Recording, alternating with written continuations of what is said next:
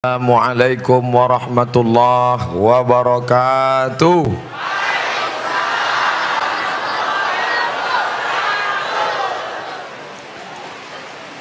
Anak raja pergi ke Makkah, pergi ke Makkah membawa karbon.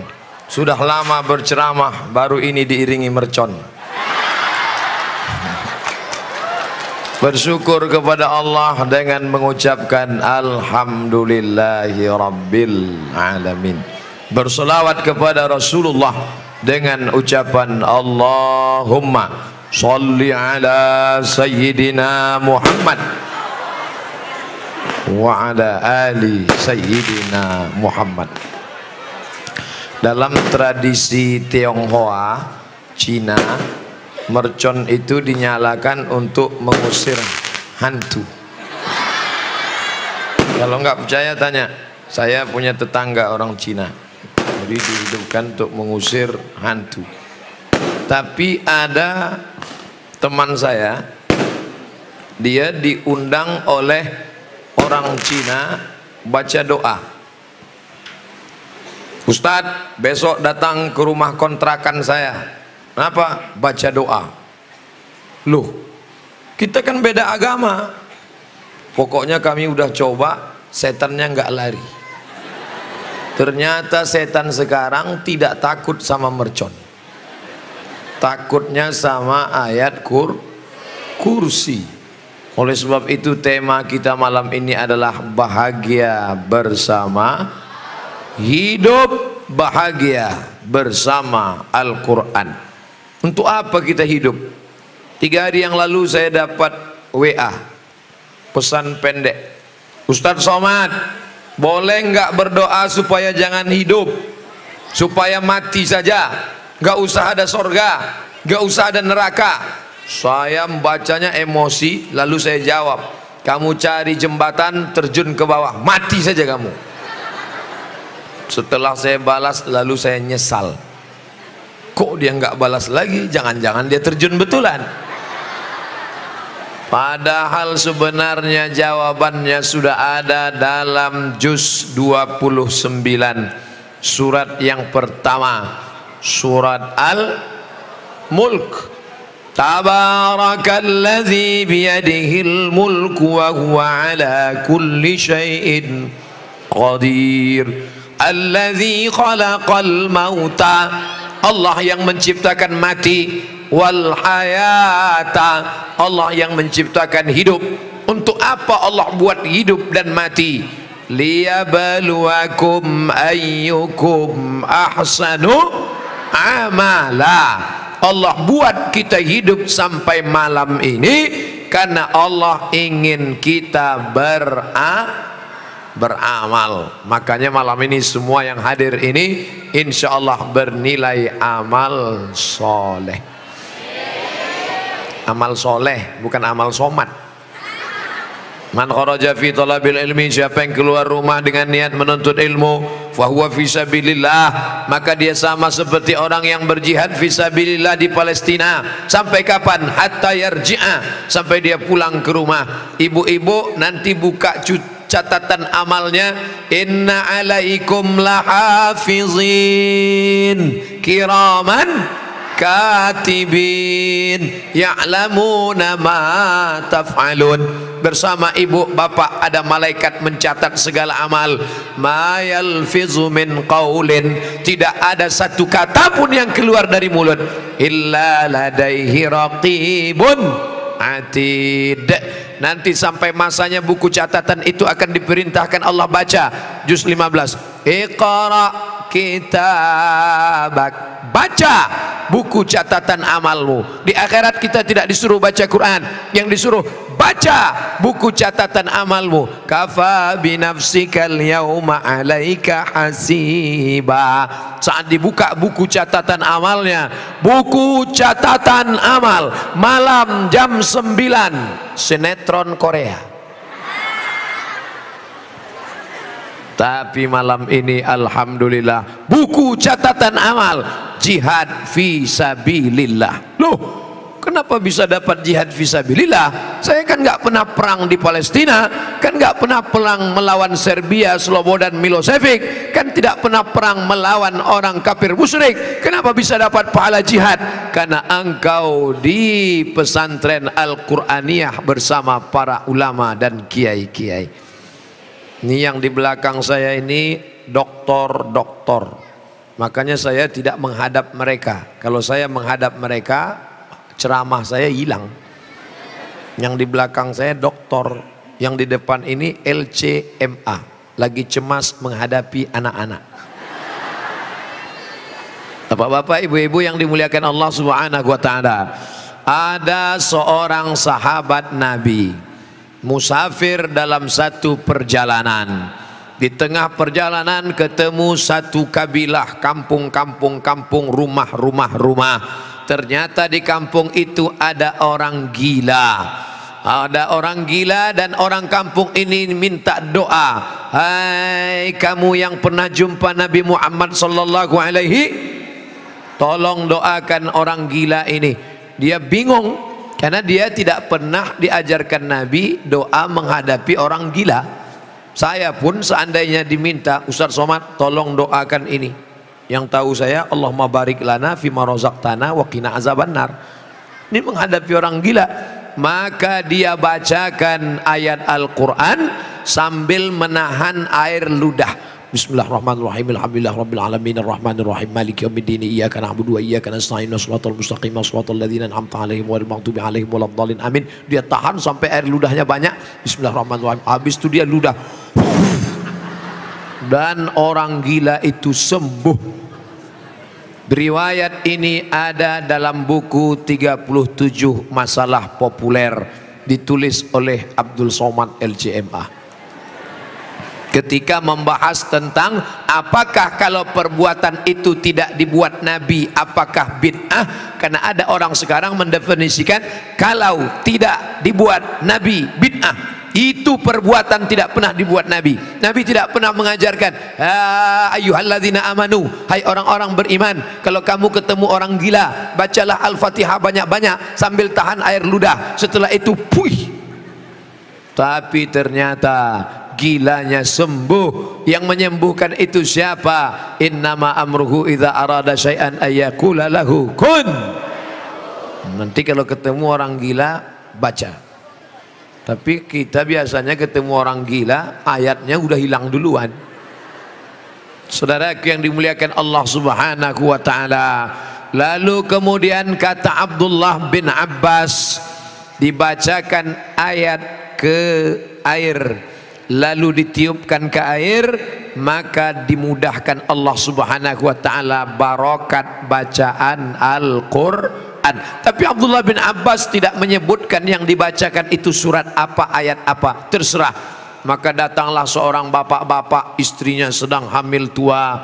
Lalu kemudian dia tanya sama kiai, Pak Kiai, saya mau bacakan ayat, istri saya mau melahirkan. Baca aja. Ayatnya apa Pak Kiai? Baca aja. Tolong Pak Kiai, saya nggak tahu baca ayat yang mana. Kiai dapat ilham, baca surat ini. Surat apa? Idza zulzilatil ardu zilzalaha, ketika bumi digoncangkan. Wa akhrajatil ardu athqalaha, ketika bumi bergoncang keluarlah isi-isinya. Betul, begitu digoncang keluar isinya. Berkat kemuliaan Al-Qur'an ini. Ustaz Somad ini ngawur ini. Yang saya ceritakan ini ada dalam hadis.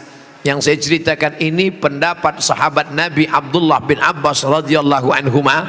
Yang saya ceritakan ini pengalaman para ulama, para kiai, para ustadz tuan guru, dan itu dibuktikan dalam Al-Qur'an nyata. Wa nunazzilu minal Qur'an, kami turunkan Al-Qur'an itu sebagai apa? Ma huwa syifa. Apa arti syifa? Obat. Buka kamus bahasa Arab. Dawa, obat. Syifa, obat. Apa beda dawa dengan syifa? Dawa diminum belum tentu sembuh. Bisa sembuh, bisa tidak. Tapi kalau syifa diminum pasti sembuh. Maka Allah mengatakan ma huwa syifa. Quran itu adalah obat yang pasti Bu, yang nggak percaya nggak apa-apa, neraka jahanam masih kosong. Zalikal kitabula raiba fih, tidak ada keraguan sedikit pun di dalamnya. Ramai kita malam ini, siapa yang mulia, laki-laki apa perempuan? Kata perempuan, kami yang mulia. Mana buktinya perempuan lebih mulia? Tempatnya diletakkan di depan pentas, laki-laki di samping. Kata yang laki-laki, kami lebih mulia karena Nabi mulia. Kata yang perempuan, kami lebih mulia karena Nabi itu dikeluarkan dari rahim seorang perempuan. Tidak ada Nabi kalau tidak ada perempuan. Betul? Kata yang laki-laki, memang betul Nabi itu keluar dari rahim perempuan, tapi bapaknya Nabi tetap laki-laki. Ini kalau gini terus nggak selesai-selesai sampai subuh. Maka solusinya di mana? Di antara kita ini siapa yang paling mulia? Jawabannya tidak usah jauh-jauh, tertulis di dinding, khairukum man ta'allamal Qur'an wa 'allamahu. Khairukum, yang paling baik di antara kalian, man ta'allamal Qur'an, orang yang belajar Al-Qur'an, wa 'allamahu, dan orang yang mengajarkan Al-Qur'an. Itu dia. Apa itu hidup? Ada jawabannya. Siapa yang paling mulia? Ada jawabannya. Dan mereka memang betul-betul mulia di dunia, di akhirat. Kenapa? Karena tertulis di bawah VIP, very important person. Saudaraku yang dimuliakan Allah Subhanahu wa taala, di atas, di bawah, di samping, di dalam pondok ada terdapat anak-anak yang sedang belajar Al-Qur'an, dan mereka nanti akan menjadi pengajar Al-Qur'an. Mereka inilah orang-orang yang mulia. Ibu pun ikut mulia karena ibu pernah mengandung orang-orang yang mulia. Bangkit di akhirat, di atas kepalanya ada tajun, mahkota, crown minan nur, dari cahaya. Yang lain kepalanya kosong, nggak ada apa-apa. Yang lain malah gundul kena rontok, kena penyakit tipus. Tapi ibu di atas kepalanya ada mahkota dari cahaya. Ya Allah, kenapa ini perempuan ada mahkota dari cahaya? Karena dia pernah mengandung anak-anak penghafal Quran. Amin. Jangan cuman amin doa, daftarkan anak Anda sebelum tanggal penutupan berikut ini. Sahabat saya jauh-jauh dari Riau naik pesawat 1 jam 40 menit untuk mengantarkan anak belajar sekolah di pesantren Al-Qur'aniyah. Bisa-bisanya bapak-bapak, ibu-ibu yang tinggal di sekitar sini tidak mengambil manfaat barokah dari Al-Qur'aniyah. Seperti pepatah mengatakan, ayam mati di lumbung padi, padinya banyak tapi ayam bisa mati kelaparan. Kenapa? Karena dia tidak mau memakai paruhnya untuk mencotok padi. Maka ada ungkapan, jangan sampai rezeki dipatok ayam. Dulu rezeki dipatok ayam, sekarang bukan cuma dipatok ayam, lain-lain pun ikut mematoknya juga. Saudaraku yang dimuliakan Allah Subhanahu wa taala, untuk apa anak kami jadi penghafal Quran? Saya nggak mau anak saya penghafal Quran, Pak Ustaz. Paling-paling nanti jadi imam tarawih. Saya nggak mau anak saya penghafal Quran, Pak Ustaz. Paling nanti jadi guru ngaji. Saya nggak mau anak saya penghafal Quran, Pak Ustaz. Ini kalau ada orang ngomong begini, ini otaknya sungsang. Perlu dibawa ke message, diluruskan isi kepalanya. Karena dalam kepalanya itu hanya duit, dunia, dunia, duit, duit, dunia, dunia. Sengaja Allah ciptakan lambung dengan otak jaraknya 3 jengkal. 1, 2, 3. Ini lambung, ini otak. Supaya otakmu jangan cuman mikir lambung. Ada nggak makhluk yang otaknya dekat dengan lambung? Ada, udang. Maka disebut otaknya otak udang. Di situ otaknya, di situ perutnya, di situ taiknya, di situ lambungnya. Dunia kau kejar, akhirat tidak pernah mampir. Tapi kalau akhirat yang kau kejar, dunia akan bersimpuh di bawah tapak kakimu. Betul? Berapa banyak para penghafal Quran yang dimuliakan Allah Subhanahu wa taala. Saya dengan mata kepala saya sendiri melihat orang-orang yang mau menerima calon menantu. aku nikahkan engkau dengan anakku dengan mahar emas seberat 1 kilogram. Begitu 2 hari kemudian datang debit kolektor, rupanya kredit. Habis kau cari dunia tinggal, tapi ada orang yang menerima Al-Quran. Aku nikahkan engkau dengan anakku dengan mahar mengajarkan surat Ar-Rahman tunai.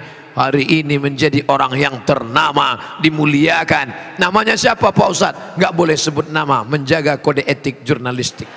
Siapa yang memuliakan? Tu'izzu man tasya', Allah yang memuliakan. Dan kalau Allah mau menjatuhkan, menghinakan, wa tuzillu man tasya. Ustadz Somad, saya nggak mau anak saya jadi ustadz, nanti kurus kayak Ustadz Somad.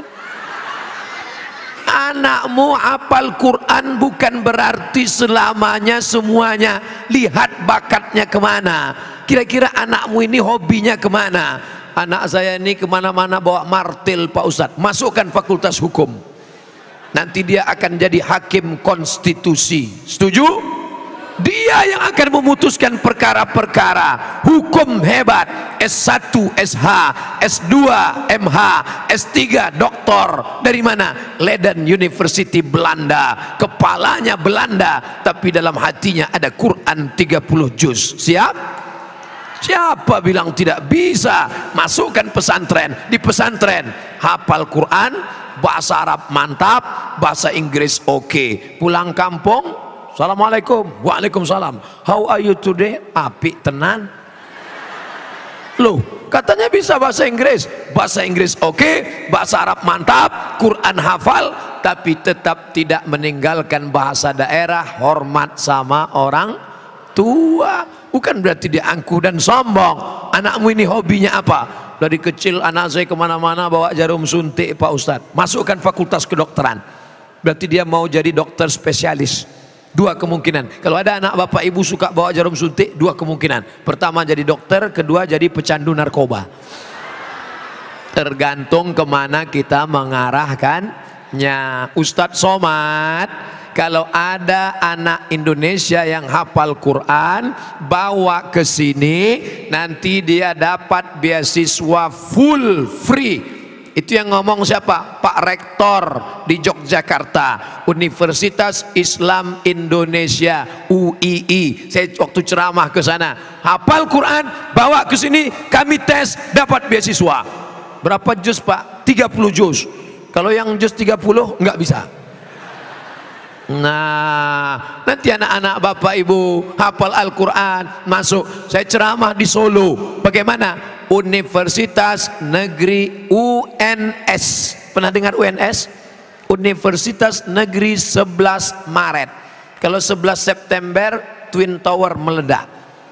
11 Maret Super Semar, surat perintah 11 Maret, Universitas Negeri 11 Maret. Apa kata Bapak Dekan? Saya makan malam dengan Pak Dekan, Ustadz Somad. Universitas 11 Maret bukan sekolah Islam, bukan universitas Islam, tidak bawa-bawa nama Islam, tapi di sana ada 160 anak penghafal Quran diterima beasiswa full. Itulah jihadnya para rektor. Mudah-mudahan rektor-rektor se-Indonesia akan menerima anak-anak kita penghafal Quran. Allahu Akbar. Ustadz Somad, 100 anak hafal Quran kami angkat jadi guru SMP, SMA, SD, TK, MDA. PNS Pak, mohon maaf Ustadz, PNS belum bisa karena kuota terbatas, tapi gajinya full. Duitnya dari mana? APBD. Apa namanya? Honda. Loh, kok bukan Yamaha? Honda, honor daerah. Siapa yang memberi? APBD. APBD dari mana? Punya rakyat. Ini di mana? Kota Jambi. Saya ceramah di Jambi. Apa program keislaman di Jambi? 100 anak penghafal Quran diangkat menjadi guru. Ada yang PNS, ada yang honor daerah, ada yang pegawai kontrak. maka semangat Islam bangkit. Inilah pemimpin-pemimpin yang mendapatkan syafaat pada hari tidak ada yang bisa menolong. Hai Bapak Gubernur, hai Bapak Bupati, hai para pejabat, ibadahmu bukan baca Yasin, ibadahmu bukan sholat duha, ibadahmu bukan sholat tahajud, karena siapapun bisa baca Yasin, tahajud, tahlilan, maulidan, yasinan. Ibadahmu adalah angkat martabat, angkat derajat para penghafal Quran. Allahu Akbar. Ustadz Somad, kami sebetulnya mau mengambil APBD untuk para penghafal Quran. Kenapa tidak kamu ambil? Kami nggak bisa. Kenapa tidak bisa? Karena tidak ada payung hukumnya. Yang buat payung hukum siapa? APBD dari daerah bisa diambil oleh bupati, gubernur, wali kota melalui payung hukum bernama Perda, peraturan daerah. Peraturan daerah itu yang buat siapa? DPR. Yang ngangkat DPR itu siapa? Ibu. Yang ngangkat DPR itu ibu.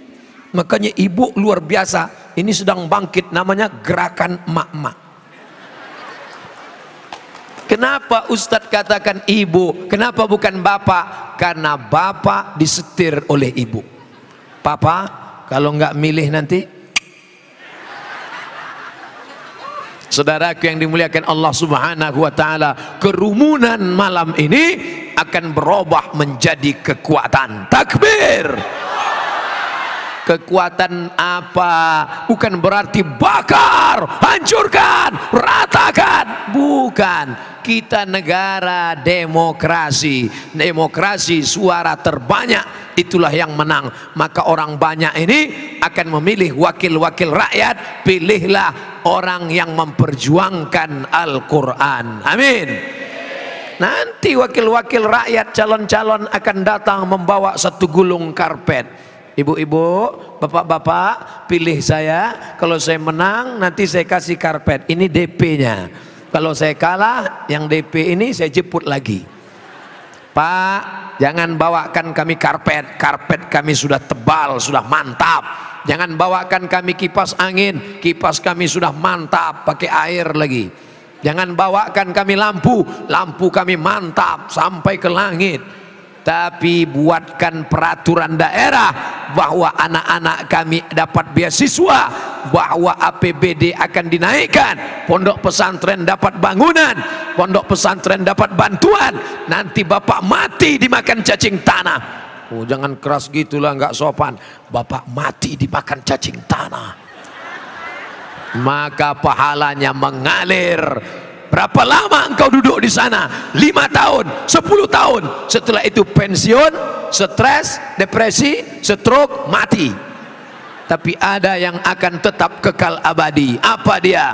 Bantuan-bantuan untuk para penghafal Quran. Mereka baca Quran pagi, petang, siang dan malam.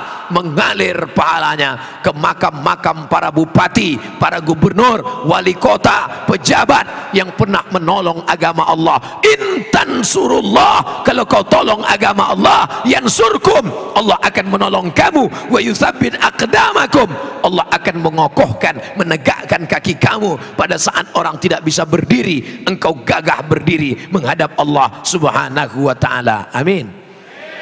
Siap memilih wakil-wakil rakyat yang menolong agama Allah?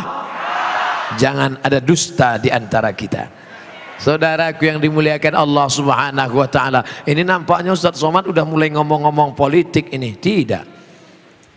Ustadz Somad tidak pernah ceramahnya sembunyi-sembunyi gerilya di bawah tanah. Abdul Somad ceramah di atas tanah. Ngapain di bawah tanah? Emang ceramah sama cacing?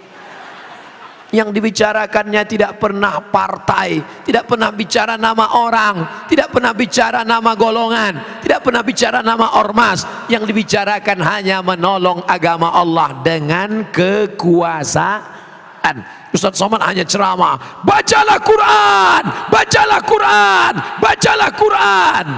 Habis itu selesai. Tapi ada bupati membuat peraturan daerah, pagi-pagi masuk kantor pegawai baca Quran, one day one page. Ada namanya odoj, one day one juz. Dia enggak, dia tawar one day one page, satu hari satu lembar. Satu hari satu lembar saja.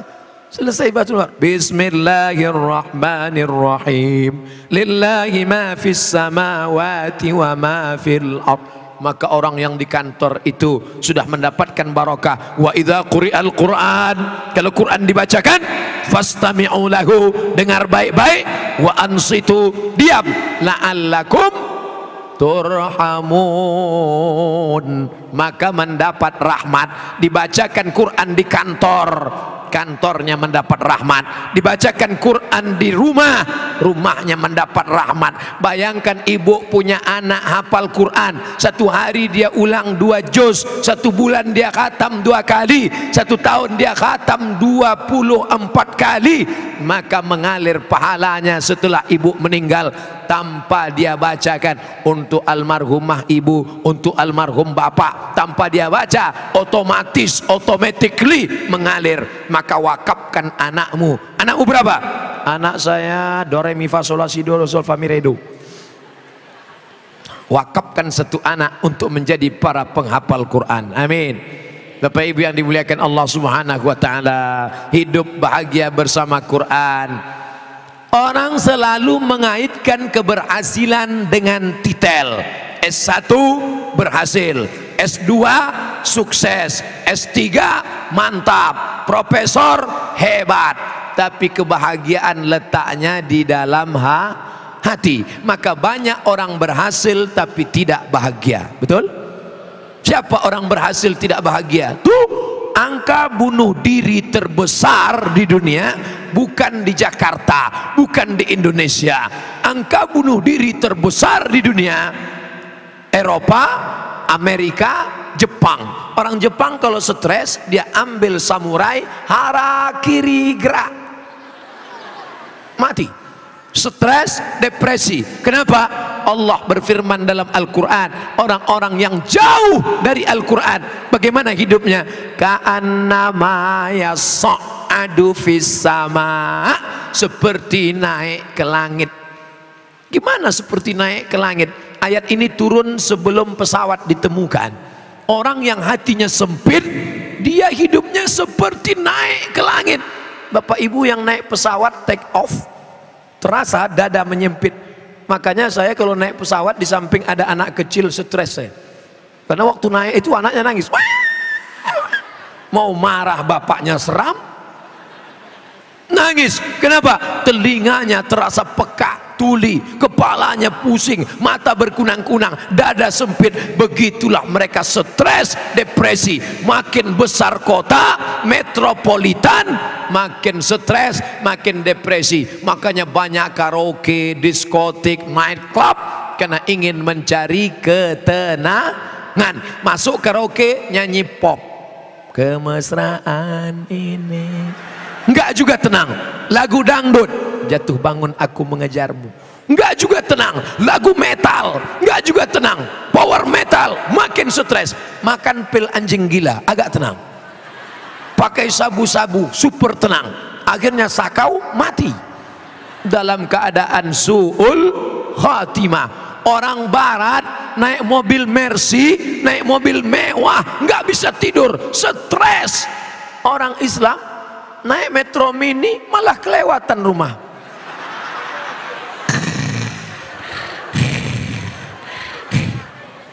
Batinnya tenang. Siapa yang menenangkan batinnya?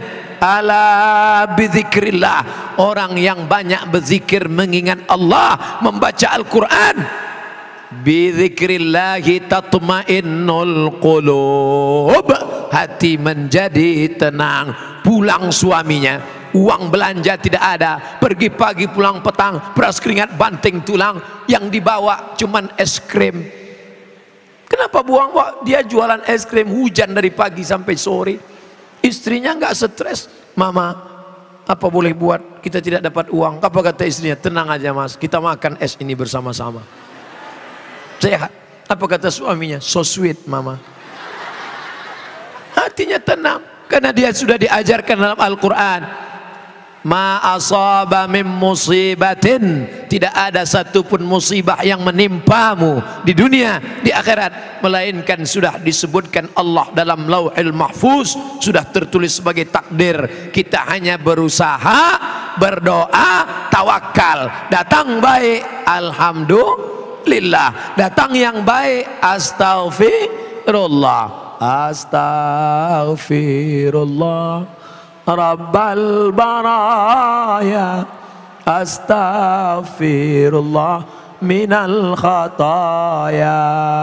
Man lazimal istighfar, siapa yang banyak-banyak beristighfar, 3 janji Allah, ja'alallahu lahu min kulli dhiqin makhraja, setiap kesempitan hatinya diberikan kelapangan, wa min kulli hammin faraja, setiap masalahnya diberikan solusi, jalan keluar, wa razaqahu min haitsu la yahtasib, dia diberi rezeki dari jalan yang tidak disangka-sangka. Wastaghfiru rabbakum, Allah memerintahkan dalam Al-Quran, mintalah ampun kepada Allah atas segala silap dan salah. Saya nggak ada salah, saya nggak pernah silap, saya nggak pernah lupa. Kalau ada orang bicara begitu ibu, kalau ada orang ngomong begitu bapak, saya nggak pernah salah, saya nggak pernah lupa, saya nggak pernah silap, saat itu dia sedang silap, salah dan lupa. Kenapa? Al-insan, manusia, makanul khata' wan nisyan, manusia tempatnya lupa, silap dan salah. Manusia diambil dari kata nasia. Nasia artinya lupa. Mana contohnya lupa? Buktinya yang saya ceramahkan tadi ingat semua? Enggak, saya aja yang ceramah nggak ingat. Tapi alhamdulillah ada saudara kita dari Jepang yang baik. Dia jajah kita 3,5 tahun, tapi setelah merdeka dia baik. Kita lupa, dia ingatkan kita. Dengan apa dia mengingatkan kita? Dengan 2, Sony dan Panasonic. Direkam, datang lagi keluarga kita, datang dari jauh di sana, dari Korea. Dia juga mengingatkan kita. Siapa namanya? Samsung. Tapi ada yang dekat dari Jawa. Siapa namanya? Oppo. Dia juga sedang mengingatkan kita dengan direkam. Makanya semua HP-HP yang merekam malam ini, insya Allah yang punya HP sama HP-nya masuk surga sekalian. Saudaraku yang dimuliakan Allah, pakailah HP untuk mengingatkan pada Al-Quran. Rekam MP3 30 juz. Maka ketika lupa, pilih surat apa? Surat, dengar sebelum tidur malam. Apa yang sering kau dengar, apa yang sering kau pikirkan, itulah yang akan datang nanti waktu sakaratul maut. Ada seorang bapak-bapak di Jakarta, dia kena penyakit, masuk di ruang ICU, tertulis di pintu ICU. Saya menulis seperti tulisannya ICU. Belakangan saya baru tahu arti ICU. ICU, you don't see me. Aku bisa ngelihat lo kagak bisa ngelihat gua. Aku bisa ngelihat kamu nggak bisa ngelihat aku, karena matanya terpejam. Suara di situ sepi sunyi, cuman ada tit tit tit tit tit tit. Itu koma namanya. Kalau yang titik panjang, tit. Tidak ada suara lain, sepi sunyi. Apa kata dokter? Keluarganya ada. Sini keluarga, bawa bapak ini karena sudah tidak bisa tertolong lagi, bawa pulang ke rumah.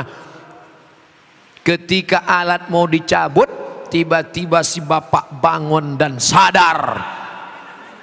Dokter terkejut, sadar, keluarga pun heran, dan mereka bertanya, "Bapak, dalam tidur komamu tadi apa yang kau lihat? Dalam bayanganmu itu apa yang kau tampak di matamu?" Apa kata si bapak mengaku, "Saat saya koma itu tiba-tiba ada yang datang." Siapa yang datang? Ustadz Somad. Apa kata Ustadz Somad? Tiba-tiba Ustadz Somad bertanya kepada saya, "Kapan tablik akbar?" Dan saya pun terbangun. Akhirnya dia sehat, dia buat tablik akbar, dia menjadi ketua panitia. Saya diundang ceramah kemarin di kampung halamannya. True story, kisah nyata.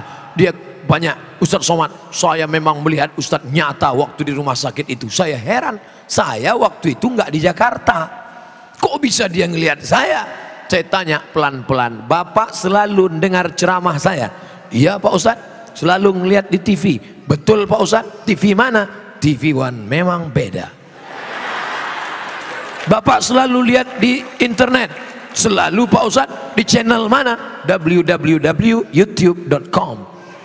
Bapak kalau mau ke kantor dengar apa dari rumah ke kantor? Dengar ceramah Ustadz MP3. Sampai di tempat kerja saya buka HP, saya buka laptop, dengar lagi. Sebelum tidur di rumah, sebelum tidur malam dengar ceramah. Baru saya faham, ternyata saat kita koma, saat kita di ruang ICU, saat kita di rumah sakit, yang akan datang adalah yang selalu kita dengar dan selalu kita pikirkan.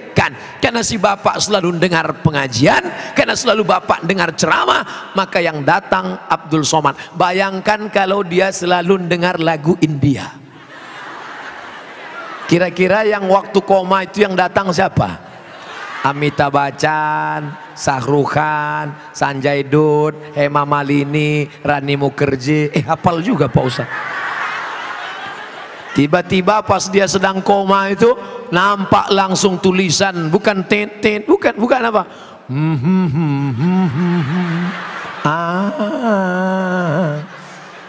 Bayangkan ketika ibu sedang koma, tiba-tiba yang datang K-pop, penyanyi Korea. Maka yang selama ini masih dengar lagu dangdut, keong racun, kucing garong, kabing kaci kabigam, kuc kotahe, cinta satu malam, stop. Robah menjadi suara anak-anak dari pesantren Al-Qur'aniyah. Siap? Nih mereka yang hafal Quran, nanti sekarang, nanti malam terngiang suara ayat-ayat di telinga mereka. Inna sam'a, pendengaran, wal basar, penglihatan, wal fuad, hati, otak dan pikiran. Kullu ulaika kana anhu mas'ula, semua akan disoal, semua akan ditanya, semua akan dituntut di hadapan Allah Subhanahu wa ta'ala. Sekarang mahar pernikahan melambung. Kamu kenapa belum nikah? Belum ada modal Pak Ustaz. Kenapa? Calon mertua saya minta emas 1 cuci tangan. Akhirnya anak muda unjuk rasa bawa karton. Turunkan harga mahar, turunkan harga mahar, turunkan harga mahar. Kalau mahar tinggi maka zina murah. Betul? Kalau anak muda ini yang mau menikah maharnya dibuat tinggi, maka mereka akan melakukan perbuatan maksiat. Makanya kalau ada anak lajang meminang, tanya dia, kamu mau minang anak saya? Iya. Apa yang kamu bawa? Segenggam cinta dan masa depan. Makan tuh cinta. Tapi begitu ditanya, kamu tamat dari mana nak? Saya dari pesantren Al-Qur'aniyah. Masuk. Sudah lulus fit and proper test. Jangan sampai di hari yang baik, bulan mulia itu mestinya calon mertua bertanya dengan lembut, namamu siapa nak?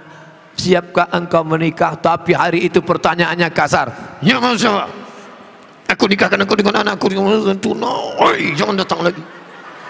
Kenapa marah? Karena MBA, married by accident. Nauzubillah, nauzubillah. Tidak mungkin para penghafal Quran melakukan itu. Tidak mungkin adik-adik anak-anakku yang berjilbab melakukan itu. Karena mereka terjaga di pondok pesantren.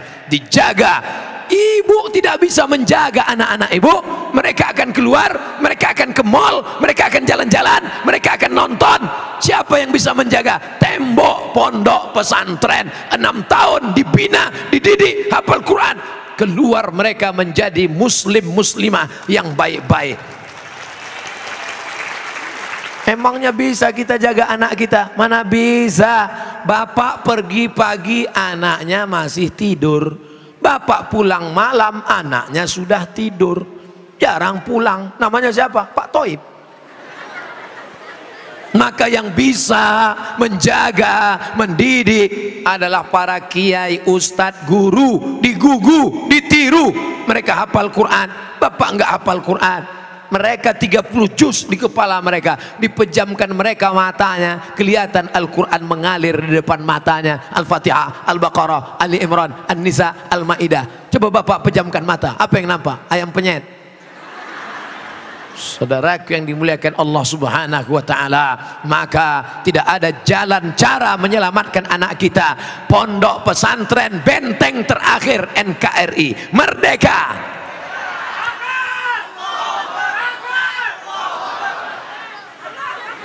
Udah. Kenapa kalau Ustadz Somad ceramah jamaah banyak bertakbir? Takbir itu gunanya untuk ngusir setan. Kalau ada jamaah yang nguap, at-tasa'ub minasyaiton, menguap itu termasuk cara ciri diganggu setan. Makanya kalau nguap disuruh tahan. Menguap tidak boleh mulut dilebarkan seperti kuda Nil. Kenapa mulut tidak boleh dilebarkan? Karena kalau mulut dilebarkan, pernah suatu kejadian terjadi, true story, kisah nyata, di ruang rumah sakit nganga. Kenapa? Engselnya bergeser. Maka disuruh tahan. Idza tasa'aba ahadukum, kalau kamu menguap, falyarudda mastata'a, maka tahan, jangan lebar-lebar. Kalau ada orang nguap waktu pengajian, dua kemungkinan. Pertama diganggu setan, yang kedua cacingan. Alhamdulillah, dari tadi saya tausiah sekiri ke kanan, saya lihat nggak ada yang nguap. Saya biasanya ceramah 60 menit sesuai yang tertulis di botol 600 ml. Tapi kadang-kadang ini saya langgar juga. Kenapa? Kalau saya lihat ada 2-3 orang nguap, saya langsung berhenti. Tapi alhamdulillah tidak ada. Takbir tadi untuk mengusir setan yang sudah mulai menggoda. Datang setan membawa kipas. Nina bobo. Oh, itu setan jadul.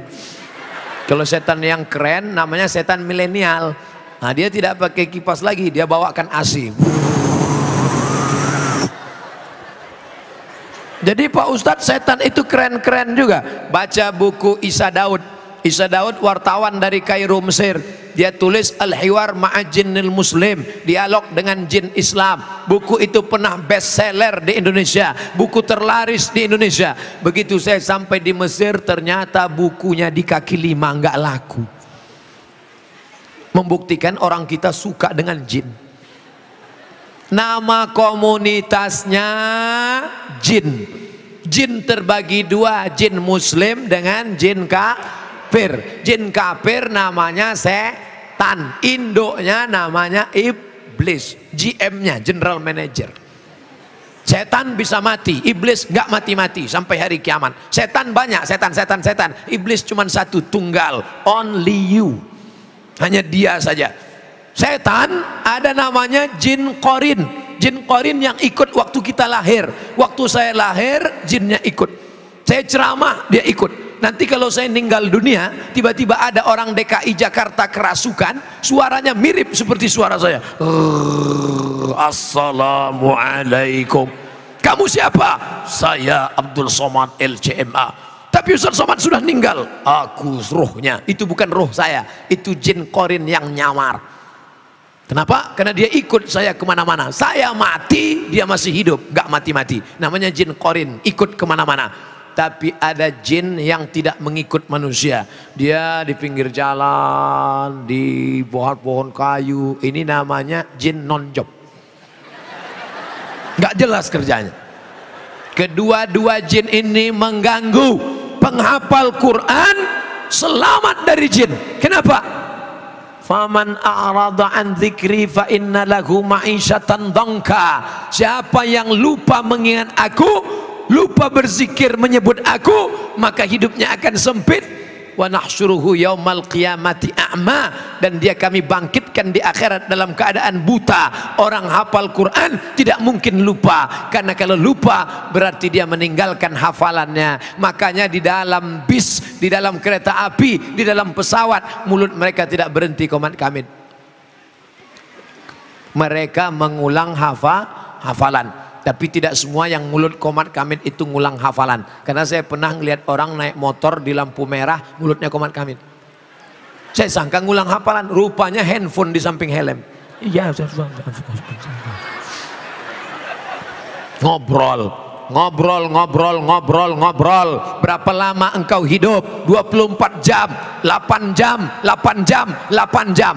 24 jam, 12 jam siang, 12 jam malam, kali 2, 24 jam, 24 jam bagi 3, 8 jam tidur. Kalau nggak tidur 8 jam kena penyakit 5L, lemah, letih, lesu, letoy, loyo, lunglai.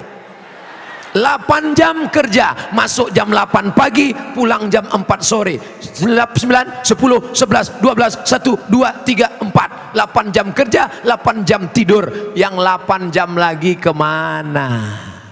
Box office, Real Madrid, Barcelona, Twitter, BBM, WhatsApp, Instagram, Telegram, miligram, kilogram. Ngobrol, habis energi, di akhirat akan dituntut di hadapan Allah. Tapi mereka yang hafal Quran tidak ada waktu untuk bicara. Bicara mereka adalah kalam Allah. Cobalah Bapak Ibu datang ke sini ngelihat anak-anak pas lagi duduk ngapal Quran, coba ajak mereka ngobrol. Nah, sudah berapa lama di sini? Bismillahirrahmanirrahim, Yasin wal Qur'anil Hakim, innaka laminal mursalin. Assalamualaikum, salamun ala manat taba'al huda. Mereka adalah orang-orang yang kata-katanya adalah kalam Allah, yang ucapannya adalah sabda Rasulullah, diamnya fikir, geraknya zikir, matanya melihat Al-Quran, telinganya mendengar Al-Quran, sebelum tidur malam ngulang hafalan Quran, bahkan mengigaunya pun Al-Quran. Saya nggak percaya nih Pak Ustadz. Kalau nggak percaya, coba aja tidur 1 malam di sini. Minta izin sama Pak Kiai, pasang CCTV, rekam bagaimana mereka para penghafal Al-Quran. Dan ternyata mereka bukan cuma ngapal Quran, tapi juga mereka dididik entrepreneur, menjadi bisnismen. Saya kalau ceramah di mana-mana, itu merek air minum disobek karena takut mengiklankan barang yang bukan punya kita. Tapi di sini tempat air minumnya tidak disobek. Mohon izin Pak Kiai, kenapa tidak disobek? Karena ternyata ada tulisan Arab Al-Qur'aniyah. Ada orang yang kena penyakit ginjal, di pinggang ini ada sebesar telur angsa yang menyaring darah, yang menyaring sehingga bersih. Kalau sampai gagal ginjal, datang ke pesantren Al-Qur'aniyah, diberi minum air Al-Qur'aniyah, sembuh. Kenapa? Ternyata air yang dibacakan ayat-ayat Al-Quran oleh para penghafal Quran diteliti di Jepang, memunculkan molekul-molekul seperti cahaya terang benderang, mukjizat Al-Quran. Al-Quran mengatakan air itu hidup, sumber kehidupan adalah air. Dibacakan Al-Quran yang hidup kepada air yang hidup, air menjadi hidup, menjadi obat. Terbukti, real, true story, kisah nyata. Siapa yang sakit malam nih, minum. Tapi jangan yang ini punya Kiai. Saudaraku yang dimuliakan Allah Subhanahu wa Ta'ala, mereka diajar berbisnis di depan Ki itu Al-Quran, Quran Mart. Sekarang kita diajak belanja. Belanjalah ke warung Muslim 212 Mart. Belanjalah ke warung Muslim Kita Mart. Belanjalah ke warung Muslim. Yang punya duit, yang punya modal, buka. Untuk apa? Supaya uang umat Islam kembali kepada umat Islam. Bukan berarti Abdul Somad anti kebinekaan, bukan berarti Abdul Somad benci non muslim. Abdul Somad ingin membangkitkan ekonomi umat. Belanja ke warung Muslim, apa namanya? 212 Mart. Apa namanya? Kita Mart. Ustadz, di tempat kami sudah ada 212 Mart. Buat Kita Mart. Kita Mart sudah ada. Kami minta cari nama dari Ustadz. Buat satu lagi, Somad. Saudaraku yang dimuliakan Allah Subhanahu wa Ta'ala, selesai sholat Jumat, sama-sama beli sembako. Ini orang Islam sholatnya di masjid Islam, ke Makkah haji dan umrah Islam, puasa Senin Kamis Islam. Tapi ketika belanja kepada orang Islam tidak menolong orang Islam. Siang, jam 1 siang, ikan sudah kering, nawarnya luar biasa. Ini berapa satu tumpuk Bu? 10.000, 2.000 aja ya. Kamu mau beli atau bunuh?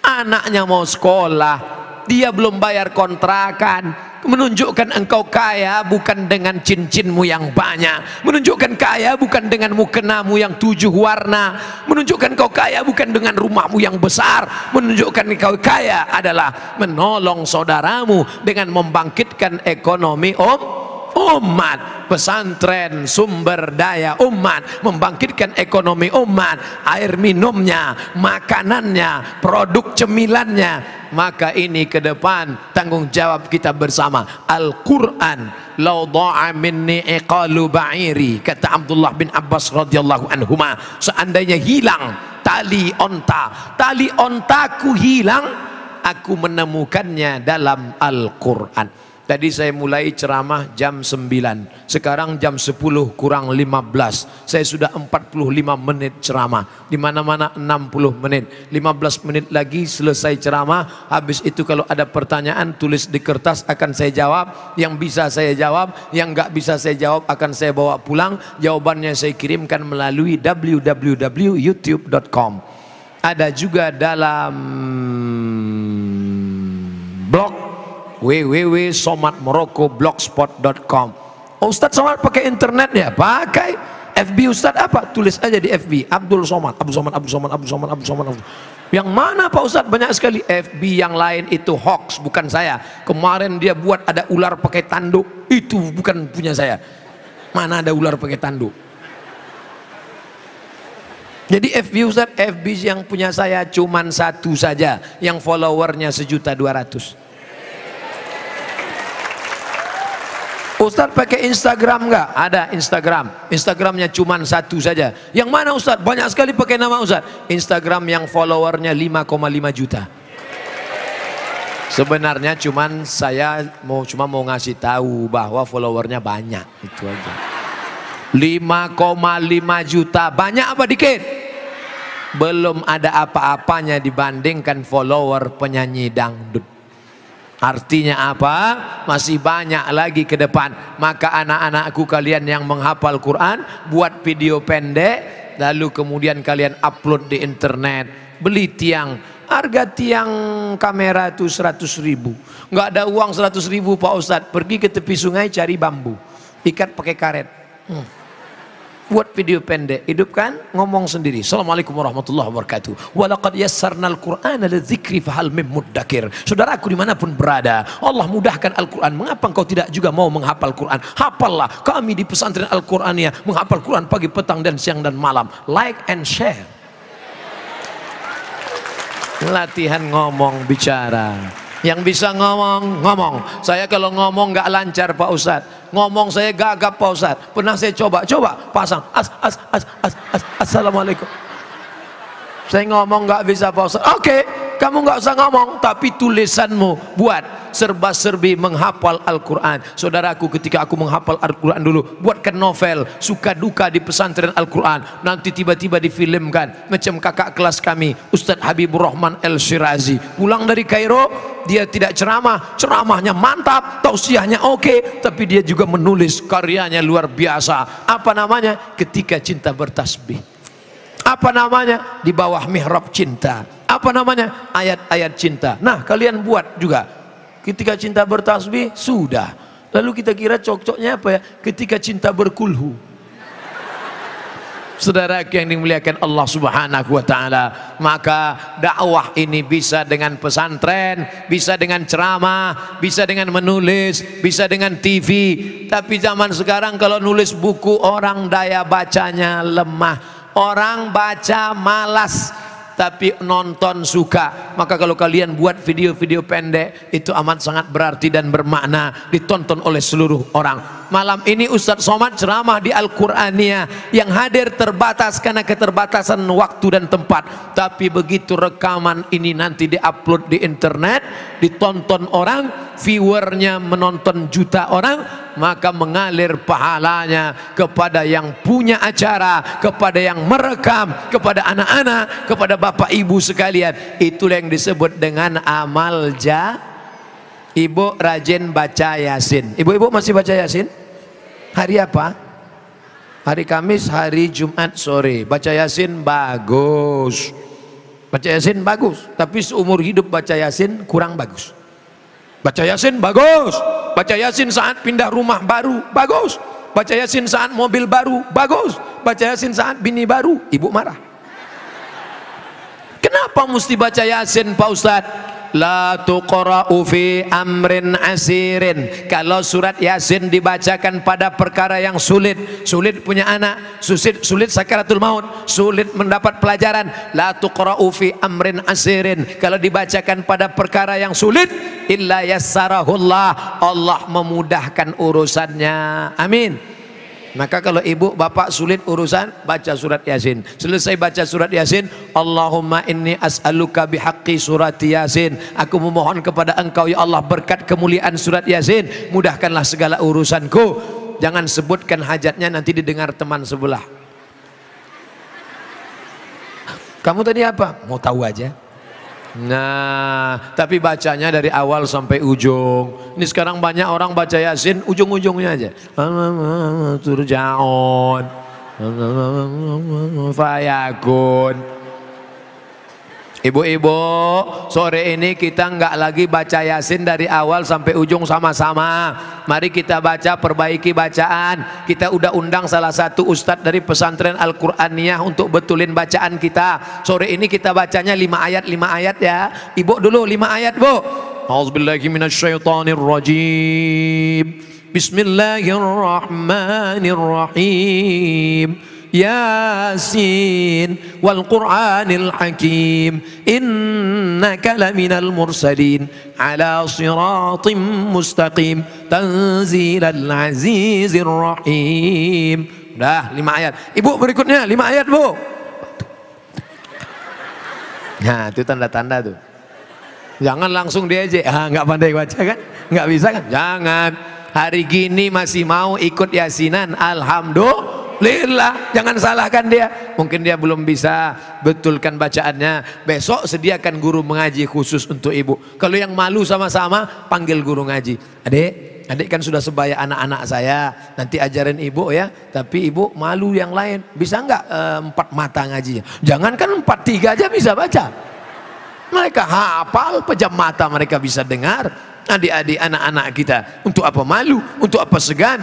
Man lam yadhuq dhullat ta'allumi sa'atan, siapa yang tidak merasakan sakitnya menuntut ilmu walau sesaat, walau sejenak, walau sebentar, tajarra'a dhullal jahli tula hayatihi, maka seumur hidup dia akan merasakan kejahilan. Mulut yang tidak pernah membaca Al-Quran, rumah yang tidak pernah diisi Al-Quran, kal baitil kharik, seperti rumah yang roboh, yang hancur. La taj'alu buyutakum qubura, jangan jadikan rumah kalian kuburan, karena tidak ada Al-Quran di dalamnya. Di dalamnya ada Quran, tapi Quran akad nikah 30 tahun yang lalu diletakkan dalam kain sutra, dibungkus dengan kayu jati, dipaku 4 pojok, nggak pernah dibuka sampai mati.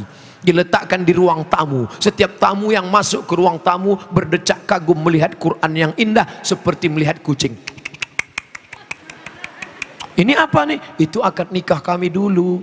Ini rekaman videonya, ini gambarnya, ini akad maharnya. Iya, pernah dibuka. Saya sampai sekarang orangnya suka penasaran. Gimana ceritanya orang nikah pakai mahar Al-Quran? Memangnya Ustadz dulu nikah maharnya apa? Sebentuk cincin emas tunai. Lalu orang pakai Quran ini gimana ceritanya? Saya cari-cari baru dapat. Rupanya hadisnya begini ceritanya. Siap mendengarkan? Saya nanya, kalau dari bunyinya tadi siap. Tapi kalau siap mendengarkan, terserahlah Pak Ustadz, yang penting cepat selesai. Jadi ceritanya Nabi sedang tausiah. Begitu Nabi sedang tausiah, tiba-tiba berdiri seorang perempuan. Berani dia. Apa kata dia? Inni wahabtu laka nafsi. Inni wahabtu laka nafsi. I give myself for you. Kuberikan diriku untukmu ya Rasulullah. Dia mau menjadi istri Nabi dan diberikannya dirinya. Aku untukmu ya Rasulullah. Nabi diam, no comment. Karena Nabi terlalu lama diam, akhirnya tegak seorang laki-laki. Ya Rasulullah, kalau engkau nggak mau, untuk aku aja. Kata Nabi, serius ente mau sama dia? Iya.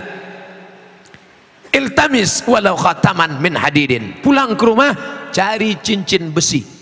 Cincin besi untuk mahar. Mau dinikahkan Nabi, cari cincin besi, nanti ku nikahkan kau dengan dia. Pulang dia ke rumah, dia cari cincin, gak ada ya Rasulullah. Ini orang miskin tapi nekatnya luar biasa. Kalau gitu cari kain, cari kain. Dia cari kain, dia bawa. Ada kain satu ya Rasulullah. Kain siapa? Kain saya. Untuk jadi mahar. Iya. Nanti dipakai istrimu. Iya. Kalau istrimu pakai kain, lalu kau pakai apa? Akhirnya dia diam, malu, dia pulang. Ketika dia mau pulang dipanggil Nabi, Ta'al, come here. Kenes dulu. Sini sebentar. Lalu dia pun datang kepada Nabi. Nabi bertanya, hal ma'aka minal Qur'an? Apakah engkau ada hafalan Al-Quran? Dia menjawab, suratu kada wa suratu kada wa suratu kada wa suratu kada. Saya hafal surat ini, surat ini, surat ini. Rupanya dia tidak hafal Quran semuanya, hanya beberapa surat. Maka langsung dinikahkan Nabi. Zawwajtukaha bima ma'aka minal Quran. Aku nikahkan engkau dengan dia dengan mahar mengajarkan Al-Qur'an. Tapi bukan berarti yang kemarin nikah dengan Al-Quran lalu nikahnya bermasalah. Tidak. Jangan nanti pulang dari sini si bapak ngomong, mama sini sebentar, ternyata nikah kita bermasalah. Jadi maksud papa mau ngulang sekali lagi. Bukan itu maksudnya. Nikah yang kemarin sudah sah, tapi Quran yang kemarin tolong pulang dari sini buka, baca. Syukur-syukur langsung, jangan nunggu besok malam ini. Betapa bahagianya ketika ada di antara bapak pulang malam ini, tidur cepat, setelah itu nanti dia bangun jam 2, jam 3, dia ambil air, dia percikkan ke wajah istrinya untuk ngajar Quran tahajud malam. Bangun! Itu kalau nikahnya udah 20 tahun. Tapi kalau nikahnya yang kemarin baru pengantin baru, wake up my darling, wake up my honey. Mereka pun tahajud, usolli sunnatat tahajud raka'ataini imaman lillahi ta'ala. Allahu akbar. Bismillahirrahmanirrahim. Amma yatasaalun 'anil naba'il 'azim alladzi hum fihi mukhtalifun. Maka mendengarlah anak menantu, mendengarlah sahabat, mereka mengambil iktibar pelajaran. Inilah yang akan kekal abadi. Kau belikan emas, kau belikan mobil, kau belikan rumah, tinggal, tapi Al-Quran yang kau ajarkan, ajarkan kepada istrimu, ajarkan kepada anakmu. Kalau engkau tidak bisa mengajar, panggil guru ngaji ke rumah. Engkau juga tidak bisa, kau bawa ke majelis-majelis ilmu. Alhamdulillah, ibu-ibu yang hadir pengajian malam ini, pastilah suaminya laki-laki yang soleh-soleh. Karena kalau suaminya Fir'aun, nggak mungkin ngizinkan istri pengajian. Papa, aku mau pengajian. Jangan, di rumah aja, kita nonton TV. Tapi itu ada Ustadz Somad, jangan, itu Ustadz sesat. Tapi alhamdulillah suaminya baik. Papa, mama mau ngaji sebentarnya, pergi sana. Papa nggak ikut, papa mau main gaple. Mudah-mudahan yang belum baik diberikan Allah hidayah. Tidak ada gunanya kita berlama-lama begini Pak. Kita akan tua, kita akan mati. Maka mungkin ustadz yang menceramahi dia nggak menyentuh hatinya. Tapi ketika ibu yang berbicara pagi petang siang malam, pagi petang siang malam, lama-lama dia muak, akhirnya dia sholat. Ayyahdiyallahu bika rajulan wahidan. Satu orang dapat hidayah karena mulut ibu. Satu orang yang jadi sholat karena ibu. Satu orang yang sebelumnya suka pakai celana pendek. Orang bule, orang barat pakai celana pendek. Orang kita pakai celana pendek, lututnya hitam, kudisan. Tapi setelah menikah dengan ibu, dia berubah jadi celana panjang.